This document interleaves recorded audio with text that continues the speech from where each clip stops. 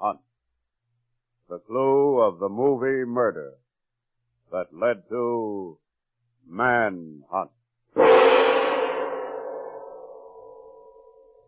No crime has been committed yet. No murder has been done yet. No manhunt has begun yet. And now the magic of worldwide newsreel brings you an international roundup of famous personalities. We take you first to London, England. Miss, please, would you remove your hat? I can't see In the these picture. trying days, Thanks. and in those which may readily be expected to follow, it is advantageous now, as well as important to the future, that we understand England's aims and the preparation Turn on the we are light! making for...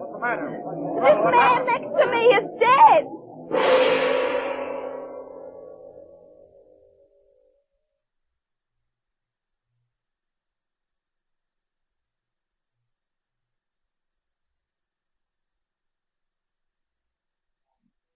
Manhunt and the clue of the movie Murder.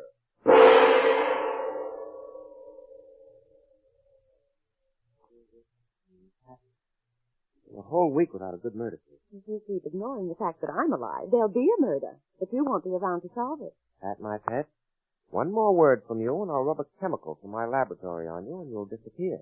Oh. It still is. The assistant at the homicide department says he went to a movie. That's fine.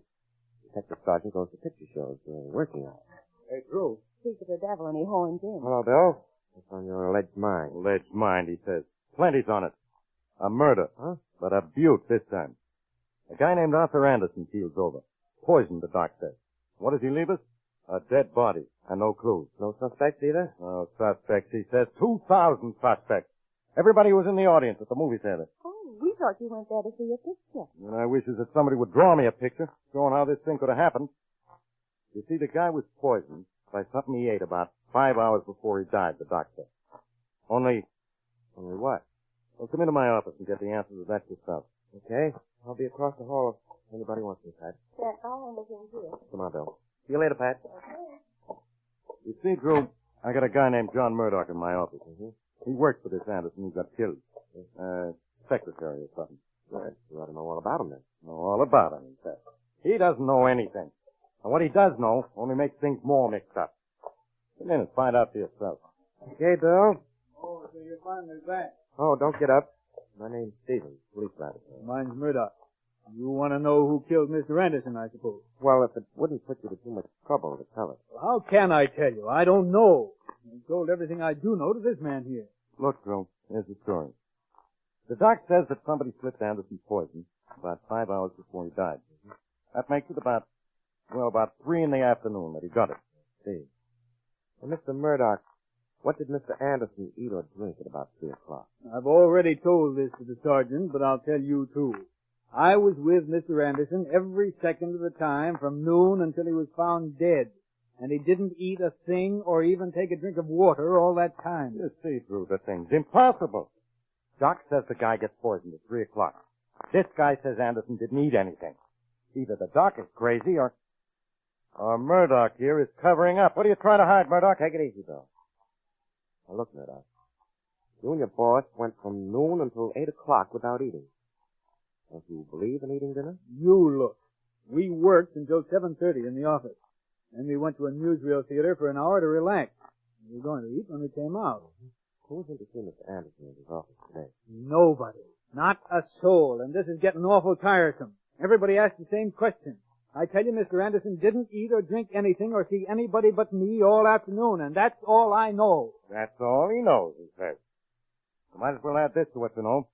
If nobody else could have been near Anderson to poison him, then you did it. You're out of your mind. Now, Mr. Murdoch, did Mr. Anderson have any enemies? Only his partner, me, Thomas. He fought like mad all the time. And incidentally, if you're one of those storybook detectives, you might be interested in the fact that they had a joint insurance policy to protect the company. Oh, and that means that if one of the partners dies, the other collects. Something like that. Mm-hmm. Where can we find this, Mr. Lee Thomas? He operates our branch office, a couple of 100 miles from here. But you can skip any ideas you're getting. He didn't leave that office all day today. I had to check with him every half hour on a deal, and I talked to him long distance 10 or 12 times this afternoon. That's right, Joe. Telephone records confirmed it. Thanks. And now, Mr. Murdoch, just one thing more. Give me the home address of Mr. Anderson, will you? Why do you want to know where this guy Anderson lives, Drew? Come over closer to me, Bill, and I'll whisper it to you. Okay. Come over and I'll spill it. How did you want Anderson's home address? Hey, too good. I haven't the slightest idea.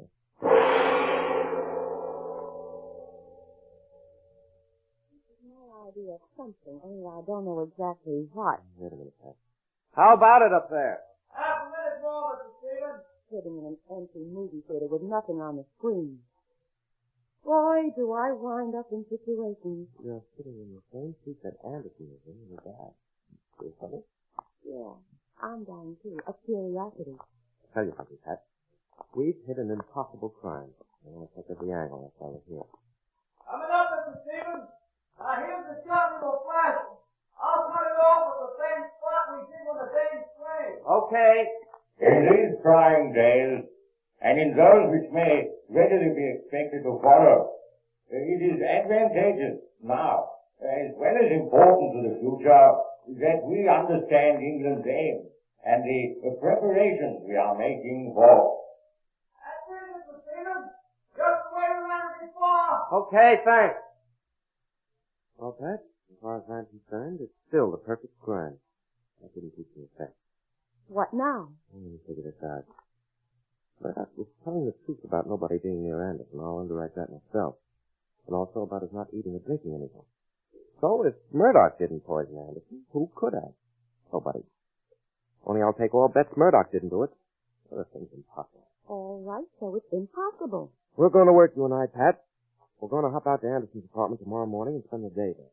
Gotta get some kind of a lead. I don't guess you do. First you say that somebody has finally committed a murder that's foolproof. And now you say we've got to get some kind of a lead. Oh, it's foolproof, believe me, Pat. Now, the thing for me to do is prove that I'm no fool.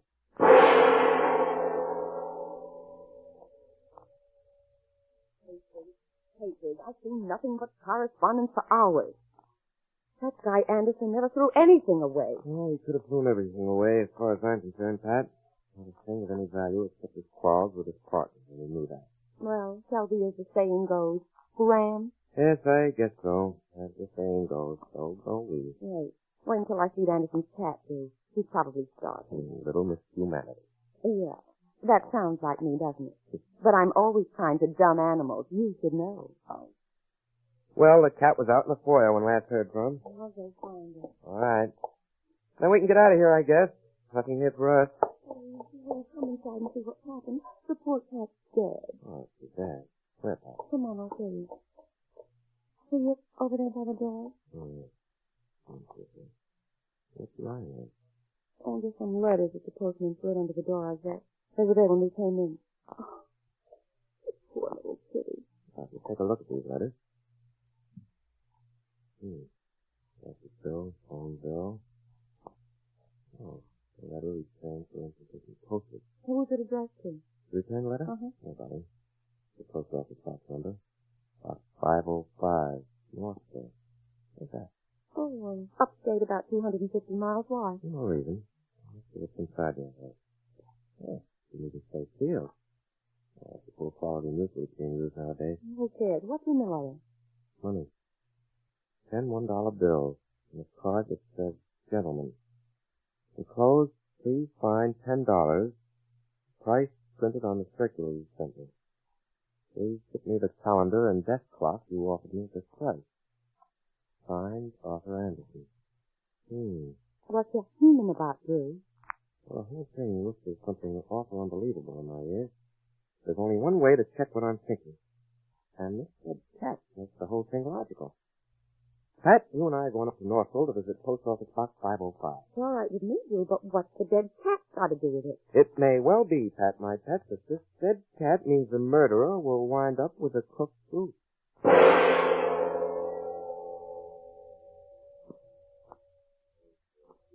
5 hours we stand and watch a post office box. Oh, look, Drew, the postmaster. Isn't that the signal you agreed on when somebody asked for a letter for 505? That's it, Pat. That's all.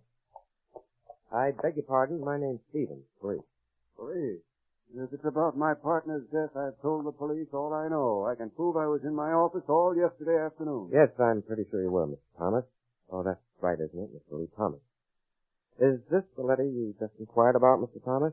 I don't know. Give it to me. Oh, that's your writing on the envelope. Well, now, it'll be pretty easy to check. Yes, it is. I wanted to sell my partner some of my personal office equipment. I wrote him a note and enclosed a self-addressed envelope. That's it. Give it to me. Oh, no, Mr. Thomas. If this letter had reached you, you would have committed the perfect crime. But unfortunately for you, there was some postage due on it. Because of a little thing like that, you stamped yourself for murderer.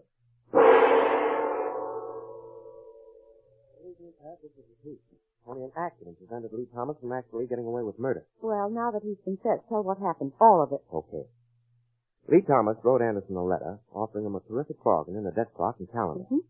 He enclosed a self-addressed envelope, knowing Anderson would use it when accepting the offer. Oh, the one we found in Anderson's apartment. Yes, but take it easy. You're ahead of me, Pat. Now, the flap on that returned envelope was full of poison. And when Anderson licked it, it was curtains for him. I begin to see how this could have been the perfect crime. You said it, kid. If that envelope had been returned to Thomas, he would have had in his possession all evidence of murder, and we couldn't prove a thing no matter what we suspected. But as we know, the envelope was returned to the Anderson apartment because the murderer didn't realize that 10 single bills weighed more than one $10 bill. And we, of course, found it at the Anderson apartment. Not really, we didn't. The poor cat did. You see, whatever poison Lee Thomas used must have diluted the mucilage, and the flap on the envelope wouldn't stay sealed.